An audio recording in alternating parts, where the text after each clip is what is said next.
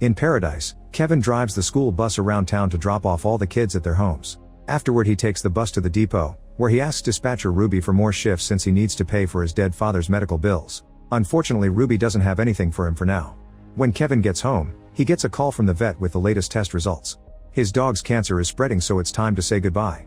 Then Kevin picks up his old dog and enters the house, only to learn from his mother that his son Sean refused to go to school. Kevin scolds him for ignoring his education, but Sean says he isn't feeling well and plays loud music to ignore his father's concerns.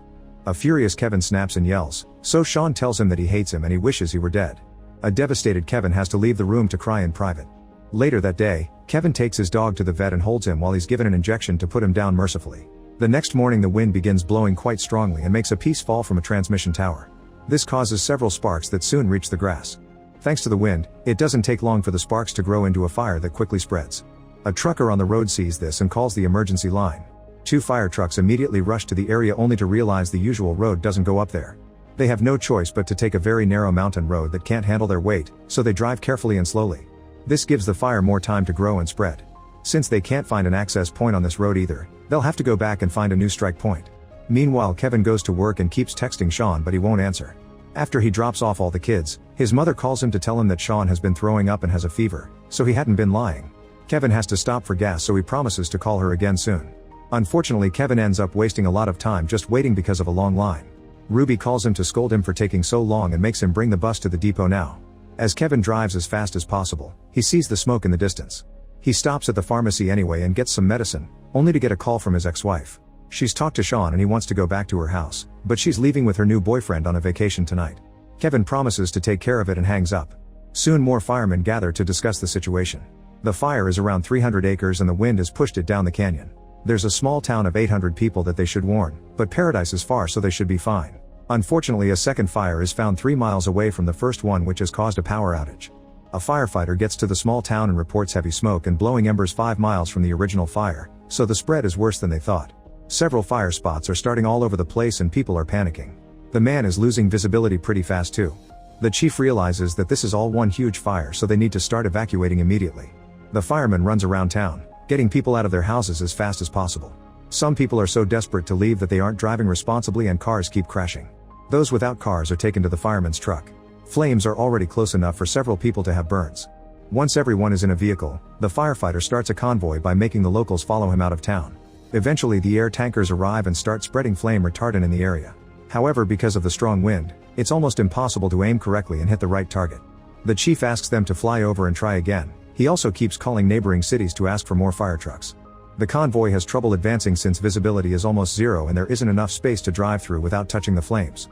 More cars crash as they stop at the same time and people get out to continue the journey on foot. As the locals run to jump into the creek, a man catches on fire and a neighbor helps him by throwing a blanket on him. The fireman keeps asking for support on the radio since burnover is imminent. The fire trucks are trying to enter the area, but they keep finding obstacles in the roadway and eventually they can't advance anymore. The air tankers are doing a second run, however the flame retardant is having no impact at all. When the burnover finally reaches the creek, the fireman makes everyone dive in to protect themselves right before the flames fly above them. The chief and the main team worry because they lost contact with them, but thankfully the fireman calls them after a few minutes. They're alive, but several people have burn injuries.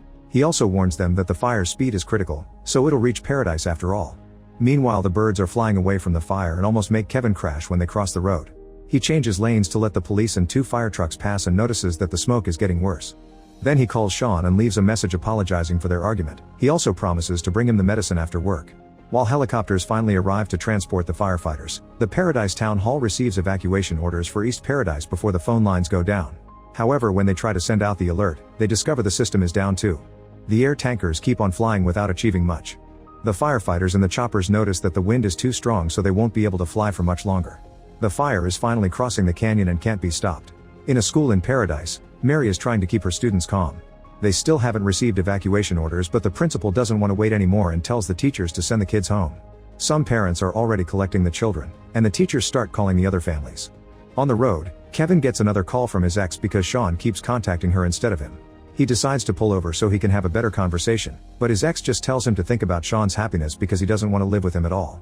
After she hangs up, Kevin leaves another message on Sean's phone saying he'll go home now. As Kevin turns the bus around and angers a few car drivers, Ruby informs all the buses that they must take the vehicles to the West Depot even if they still have kids aboard. At school, the principal finally gets the evacuation orders. Since the alert system is down, the town hall is calling any person with a radio to pass the information. Mary immediately calls her best friend and asks her to pick up her kid from another school since her husband is out of town. Her school still has many children that can't be picked up, so the principal calls the bus depot for help. Ruby contacts all her drivers to ask for a volunteer. All the other buses claim to be full, so Kevin has no choice but to take the job. In the meantime, the firemen finally find an entry point and start working with the hoses, which will be a very slow and long task. After avoiding lots of traffic, Kevin makes it to the school and rushes inside, telling everyone to move quickly. Ash is already falling in town when they come out, so everyone puts their hoods up. As the kids get on the bus, a mother arrives to get her boy right before they leave. Mary wants to stay in the school and help lock up, but Kevin makes her come with him because he can't handle the kids alone. After they take off, Mary shows Kevin the school's evacuation route. Kevin disapproves because that road is moving very slowly due to traffic, but Mary says they must stick to the official plans. In the choppers, the firefighters notice the jam on the roads and are worried that people won't make it. They land near an exhibition center that has become the headquarters for the incident. The chief wants to evacuate the whole town instead of just the east, and some men think it's a bad idea because the resulting chaos wouldn't allow fire trucks to move freely. However, since the fire is coming down the canyon, they have no choice. The chief also orders them to cut all power. Fire trucks and police cars keep driving past the bus and the kids get nervous, so Mary assures them they're here to keep them safe. While she's distracted, Kevin turns the bus and takes a different road. Mary freaks out and scolds him, but Kevin points at the fire and says the traffic jam could kill them. He makes another turn and they make it to a road with only a few cars, but there's a fire on the side and the firemen are rushing to take care of it. Kevin moves the bus fast enough to dodge the incoming trucks just in time. At the depot, they receive a red alert and all the employees run away. Ruby stays a little longer but can't contact Kevin because the radio system has also gone down, so she ends up leaving as well. On the bus, Kevin and Mary talk about growing up in Paradise and the hardships of raising a teenager. The fire is now spreading fast through East Paradise and the firefighters are doing the best they can with the hoses. The hospital's cardiology wing is on fire too, so they have to rescue the patients and save the building. Air attack has landed since they can't work anymore with all the wind and the smoke. The fire is starting to block roads as well, so the traffic jam is getting even slower and the fire trucks are losing access. Since people are abandoning their cars to continue on foot, the chief orders his men to remove all abandoned vehicles. On the bus, Kevin is shaking with impatience because the traffic won't move. He keeps calling Sean but there's no signal. Since he never signed up their numbers for emergency alerts, his family may not know about the evacuation orders. Suddenly a house near the road catches on fire. The kids panic and Mary rushes to move them away from the windows. Drivers in cars also start to panic and try to move ahead, blocking the way for the bus. A desperate Kevin makes Mary take over the wheel before leaving the bus to talk to the police, who are failing to redirect the traffic because the fire truck needs to pass first. After a pointless argument, Kevin decides to guide the cars himself. He sends them to the other lane and successfully opens the way for both the fire truck and the bus. Mary makes it advance enough to leave the jam and hands the wheel back to Kevin. Now they're finally moving at a decent speed, but when they reach the meeting point, they're devastated to discover that the place is also on fire. Kevin and Mary come out to search for people but they find nobody. Mary says they should go to the evacuation center before the kids call her. She rushes back and finds one of the girls hiding under the seat because she's too scared. Mary gets her to come out by hugging her while Kevin returns to the wheel so they can leave. At the exhibition center, the chief learns that they've only evacuated 8,000 people, which means there still are 30,000 left to save. Their main worry is the propane facilities, so the chief makes them their priority. Active power lines are coming down and blocking roads, thus some firefighters are working on cutting them. The chief looks for the head of the power plant, who reveals that they cut off the automatic lines but they haven't accessed the manual switches. Getting extremely angry, the chief yells at him and sends him to do something since he needs his men fighting the fire, not the cables. Meanwhile, the bus is stuck in a traffic jam again. Kevin's plan is to stay ahead and head southwest because he can see a clear patch of sky. There are two roads to get there, one is shorter but very narrow and full of 180-degree turns that a bus may not handle well. They have no choice but to take the longer road. The kids realize that Mary doesn't know where their parents are, but she promises they'll find them soon. Another power line comes down and hits the ground, causing several dangerous sparks. Kevin has been keeping an eye on the poles and dodges them just in time, but other cars are panicking and driving like crazy, so he has to dodge those too. Soon the falling cables bring down the poles as well, so Kevin has to pull off very fast turns to drive around them. People are starting to leave their cars, meaning they're another obstacle to avoid. The kids scream as the sparks go off too close to the bus and Kevin is forced to turn left when a pole blocks the entire road. The front window starts to crack as Kevin drives as fast as possible, going through a fence on purpose to reach the southwest road quickly. Unfortunately, the flames in this area are even worse and the jam is here as well because everyone had the same idea as Kevin. Firefighters are trying their best with the hoses but barely making any progress. When a man catches on fire, Mary has to keep the kids distracted from the gruesome sight. Suddenly looters appear on the road and start emptying a truck. They surround the bus and demand to be let in, So Kevin and Mary tell the kids to stay away from the windows. There's a man with a gun at the door who has managed to open it a little bit, thus Kevin starts kicking it to throw him back. At that moment Mary sees a gap in the left lane and Kevin makes a quick turn to escape the traffic jam. Now their only choice is to search for the narrow road. At the evacuation center, cars keep arriving and thousands of tents have been set up for the victims. Ruby arrives safely and finds all the drivers except Kevin. The school parents are there, so she has to tell them that the kids were evacuated but are still stuck in the bus. Everyone complains, so Ruby vouches for Kevin and asks the parents to have hope. On the bus, the kids are very hot and thirsty. Mary makes them fan themselves with their homework, but obviously it isn't enough. Suddenly smoke starts coming into the bus through the AC, so Kevin has to turn it off. It'll make the heat worse, but they need to breathe. Since a girl is about to stroke out, Mary asks Kevin to stop the bus to look for water. She goes out alone and tells Kevin to drive off if the fire gets too close. Running through the smoke and the ash, Mary keeps checking every building and RV. Kevin worries because he sees the fire approaching a gas tank, so he starts yelling to make her hurry up. Eventually Mary breaks the door of an RV and finally finds some bottles that she brings back with her.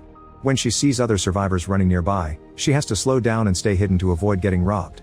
At that moment the gas tank explodes and the kids cry, thinking they've lost their teacher. Kevin keeps yelling her name and Mary follows the noise to find the bus again. They hurry back inside and take off, only for another small explosion to go off on the grass. Kevin dodges it just in time by turning the bus, but unfortunately they're blocked again by more new flames. As the kids keep screaming, Kevin drives in reverse and has to pull off lots of fast maneuvers to avoid the flames that continue to appear all around them. After lots of struggle, they finally manage to find the exit. Minutes later, Kevin is carefully driving on the narrow mountain road and Mary helps him navigate the area by keeping an eye on his blind spots. At the same time in the exhibition center, the team discovers that the fire is heading toward those tight roads. Since they have no more resources to send in that direction, any remaining person there will have to save themselves. Soon Kevin and Mary notice people on the road going in the opposite direction. Kevin talks to them and learns that there's fire across the ridge. He tries to tell them that the fire is worse the other way, but the group prefers to take their chances and keeps moving. Kevin leaves the bus to check the ridge and is devastated to discover that there's fire everywhere. Afterward he returns to the bus and tells Mary that they have no choice but to wait inside since there's nowhere to go. Mary tries to stay calm for the sake of the kids, but she starts crying as she sits down. Kevin then starts cutting his shirt and tells Mary to pour water on the pieces to make filters for the kids, saying they must move them to the back of the bus away from the vents. He also starts sealing the windows with tape. At the exhibition center, they learn that the hydrants are losing pressure. Stopping the fire has become a lost battle, so they decide to make the firemen drop the fight and concentrate on saving lives instead. The chief then makes this announcement in a small press conference, saying that the fires are getting bigger every year and calling the government fools. On the bus, Mary wonders if she should make the children sleep so they can die peacefully when the fire comes. She laments never leaving paradise to see the world. In contrast, Kevin regrets leaving for 28 years and not being there when his father died. He cries as he realizes he's now doing the same thing to his son. Suddenly some flames appear next to the bus and Kevin rushes to put them out with an extinguisher. More fire appears behind the vehicle, so Mary takes over the extinguisher while Kevin continues to fight the flames with his jacket. Eventually the extinguisher runs out, but the big fire is still approaching. Kevin sends Mary back to the bus and keeps trying to fight the flames with his jacket, only to burn his hand. After watching the trees fall, he runs back to the bus and says they'll have to drive through the fire. Unfortunately the bus won't start, so Kevin checks the engine. With the fire almost on the road, Kevin keeps tinkering until Mary manages to start the engine. He runs back inside and they finally take off. As the kids scream, Kevin goes as fast as possible through the fire, making all kinds of crazy turns to avoid the bigger flames. The vehicle keeps crashing into branches, cars, and smaller flames, yet Kevin never gives up and even speeds up. After several terrifying minutes of heat and darkness, the bus finally comes out into a clear area outside town, where the group sees the sunlight again. Everyone cries and hugs each other in relief. Eventually the bus makes it to the evacuation center and the parents immediately surround it to reunite with their children. Mary tries to talk to the parents but is distracted when she discovers her son is there too. Kevin asks an employee about his son and mother, but their names aren't on the victim list. Then Kevin goes to the medical tents and finally finds his mom, who explains that she was rescued by their neighbor. Sean left before the evacuation because he decided to stay with his mother. Kevin has no choice but to admit his son is safer and happier with his ex. Many days later, Kevin comes back to see what is left of his hometown. His house is nothing but debris and ashes, however he manages to find a picture of him and his son. At that moment his ex parks nearby and Sean comes out to meet Kevin with a hug. This is based on a true story. Investigators revealed that the electric company was responsible for the fire and was charged with manslaughter, so it had to pay $13.5 billion to the victims. Kevin studied to be a teacher and still works as one to this day. Mary is still in the same school but now travels often. Make sure to subscribe and turn on notifications so you can watch more videos like this. Thanks for watching.